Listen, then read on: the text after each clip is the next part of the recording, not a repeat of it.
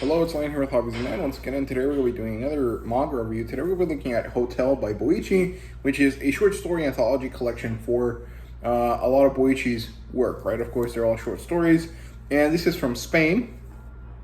The publisher is milkywayediciones, as you guys can see right there. The genre is sci-fi for just about every story here. Even the ones that don't feel like sci-fi do have this kind of undercurrent of sci-fi, more in the kind of like existential sci-fi type of vibe, kind of like classical sci-fi where it's about exploring an idea more so than it is like modern sci-fi, which is just about having a cool story in like a space type setting, right? And some of these stories do actually end up going into kind of the realm of like advanced science, can look like to like magic to some people, which I think kind of happens in a lot of like high level sci-fi stories. Your mileage may vary. I'm not necessarily a fan of short story collections, but because it's Boichi, I was willing to check it out, and I generally did enjoy myself with just about every story here, even if some of them didn't feel super clear to me. The demographic here is seinen, of course, and it does not have an adaptation. And the rating for this would be a 4 out of 5, which is pretty high for an anthology since I don't like them, but overall, it's fine. So let me show you what the book looks like, and then we'll do a kind of short synopsis run of each of the stories. So here's the cover. These two images are from two different stories. And we have this image here, which is from another story, and it has a index there.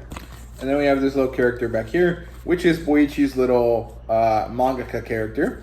And it has some wording here, which should be, I have a lot of things going on that I'd like to say.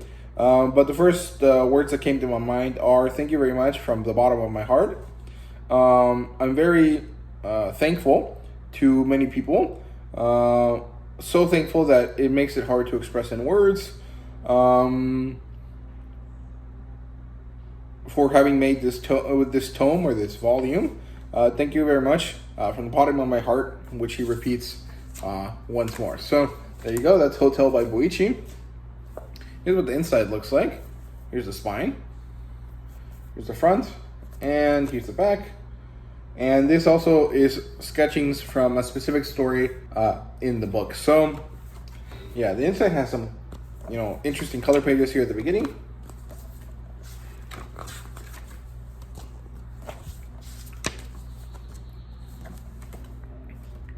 Then the story continues. And there's some more color pages in the middle to start another story. And then I think there's no more color pages for the rest of the story until the end, where we have a full story in color here at the back. But I can't really show you much about this one because the character is more or less naked the whole time. So there you go. That's the book. And let's look at each of these stories here really quickly and just kind of go over what they kind of cover, right? So story number 1 is Hotel. Since Anno Domini 2079, or after Christ 2079, this one is the story of the collapse of human civilization and how certain groups of people decided to join forces in order to create both an ark and a hotel. So the ark was a spaceship that would send humanity into the far reaches of space in order to find a new place. And hotel was actually a tower, kind of like the Tower of Babylon, I guess. And the point was that inside this tower, the DNA for every creature in existence on Earth at the time would be stored.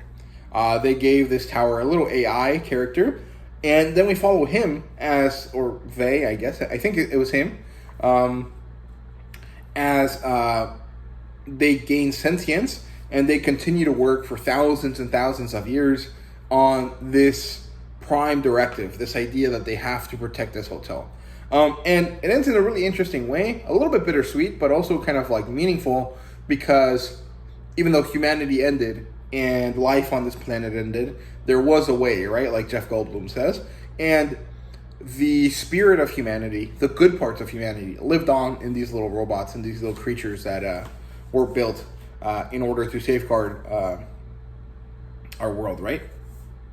Then we have Present, which is an interesting story. It starts off as a student professing their love to their university professor, him kind of denying her, but then it seems like their story did go off to a happy beginning, and then it tanked really badly, and we see this woman waking up what seems to be like 50 years later from this sort of,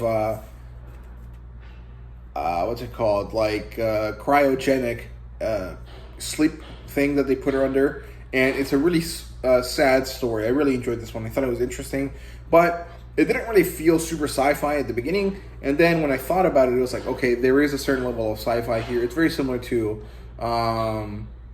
what's the guy, the Batman villain that has the cold gun, Mr. Freeze, I think. It's kind of like that, which is pretty cool. Then we have this one called Everything Was for Tuna, which is an interesting story about the fact that tuna ceases to exist in the world. And the last pieces of tuna are given to this young little boy, who then becomes a world-level scientist in the pursuit of bringing back tuna so that everyone in the world can enjoy it. And it's crazy what ends up happening in order to make this possible, but it's a really, really interesting story. It spans about 200 years worth of time, and it's really funny and really interesting, and I quite liked it a lot. And it's really cool. It gave me a little bit of like the early chapters of Captain Harlock for some reason. I don't know like why that vibe was there for me, but it kind of existed, and it was pretty interesting. And we have this story called Stephanos, which is a kind of like sci-fi version of the birth of Christ or something, but with like an alien vibe to it, kind of a little bit like Evangelion, I guess, which is pretty interesting. And then the final major story is Daiden, which is the story of a semi-primitive civilization fighting against a very advanced empire, and then this kind of alien intervention that helps this group kind of fight those Imperials off. This is a story that was fully in color, and overall I thought it was fine, but it wasn't necessarily the strongest story, but the fact that it was all in color was pretty cool. So yeah, and then there's 4 little short SF stories. Half of them don't feel like they're SF, and the other 2 do feel like they're SF, but because they're literally like a little 4-comma kind of thing, they don't really matter too much, and so I'm not going to really talk about them. But overall, I thought that was a pretty good book. I enjoyed just about every story to an extent, and I think I liked, I liked Everything for Tuna, then Present, and then Hotel in that order. I thought Stephanos was cool, but it's not really my vibe.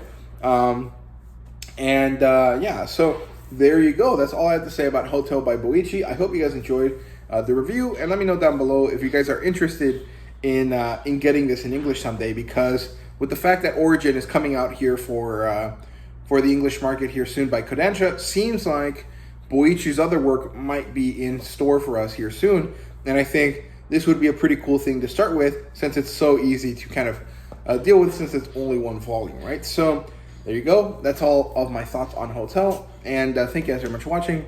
See you guys later.